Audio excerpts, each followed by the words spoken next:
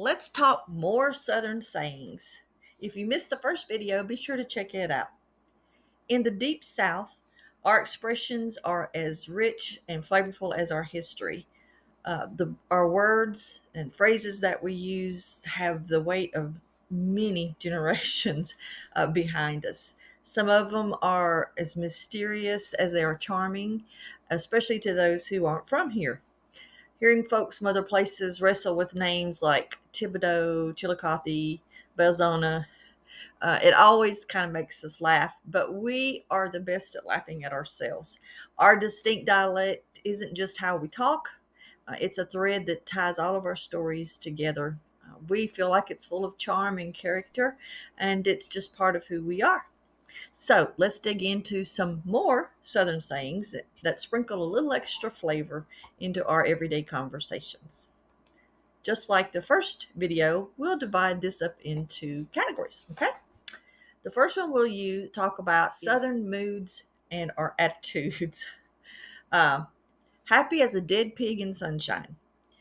It's a completely carefree, unbothered attitude, like a dead pig who's laying in the sun, oblivious to everything that's going on around them. Having a conniption. It's throwing a dramatic, overreactive fit. They're having a conniption. It's an often over something really small that there shouldn't be any real reaction to at all, but there you go. Gussied up, dressed up in fancy clothes, hair done, jewelry on, overdone, actually, to the point of overdone, especially with an important occasion. Back in the day, we all got gussied up just to go to town. So there you go.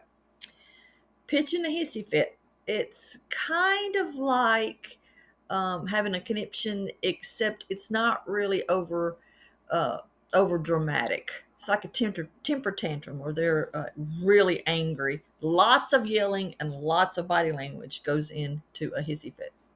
Down home wisdom and advice. Might could. Now you might not think that is just a way of a Southern saying, but it is. It's our way of saying might be able to. I might could go with you. There you go. Um, well, slap my knee and call me silly. That's one of my favorite ones when my kids were growing up. It's an expression of surprise or astonishment, especially when something was unexpected. Let's see. She's as pretty as a peach. Well, that's a very high compliment down here, especially in Georgia. But it's someone's appearance, their inside and their outside match one another. Weather. Come rain or shine, that means that something's going to happen, whether it's good or bad, no matter the circumstances. There's an old saying, death and taxes. It's kind of like that. Come rain or shine, this thing is going to happen. It doesn't matter what we do about it. Fair to middling. It's a modest way of saying things are just okay. Someone says, how you doing? We say, well, fair to middling. Things are just okay. They're not great. They're not terrible. I'm kind of in the middle of the road. Snowing down south. Now, very seldom do we ever get snow. We lived in Idaho, and you get 5, 6 feet of snow and the traffic would still be moving and people would still be going to work. In the South, you get a flurry and everything shuts down. It's not just because we don't know how to drive in it, but it's also because we don't have salt trucks. We don't have snow plows. There's nobody to remove the ice from the overpasses. So, it's a euphemism indicating you won't believe this, but this is the truth. If someone says it's snowing down south to you, that is their way of telling you that your slip is showing. I don't even know if many women wear slips anymore, but that's a Southern saying. Your slip is showing. Grit and grace. Burning daylight. That's a John Wayne saying too. He was from Texas in the movie, so I guess that's why he said it. But it's just a way of saying that you're wasting time. You've got a lot of work to be done, and there's only so much daylight in the day, and you need to have this work done. So every moment counts. Get the thing done. Knee high to a grasshopper. Someone very young, very small. And somebody, old timers will say, I was knee high to a grasshopper, when they're just reminiscing, remembering their past, their childhood. High cotton, that means you're doing very well, particularly financially.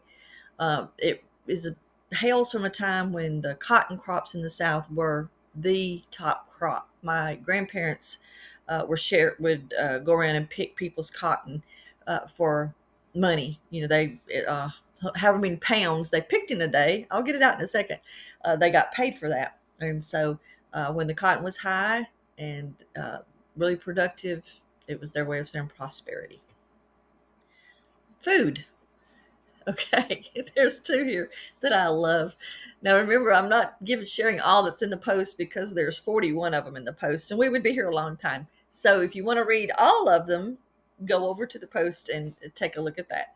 Uh, Butter my butt and call me a biscuit. An expression of surprise or disbelief. It's similar to saying, "Well, I'll be." My favorite that I use a lot is kiss my grits and call it gravy. It's sassy, but it's a way of dismissing someone's opinion or their response to something that you said that you didn't like. It just kind of signals, well, I don't care what you say. You can just kiss my grits and call it gravy. There you go. Quirky and fun, as if those weren't quirky and fun. Drunker than Cooter Brown.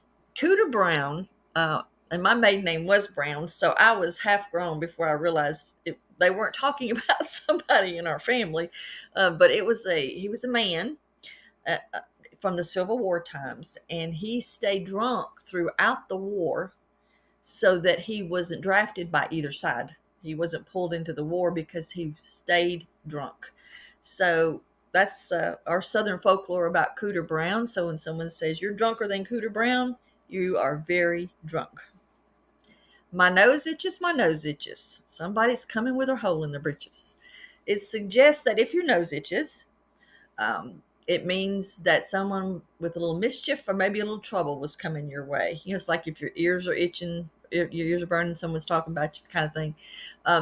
In my family, we would say, my nose itches, my nose itches. Somebody's coming with their hole in the breeches. Might be you, might be me, might be Sister Susie.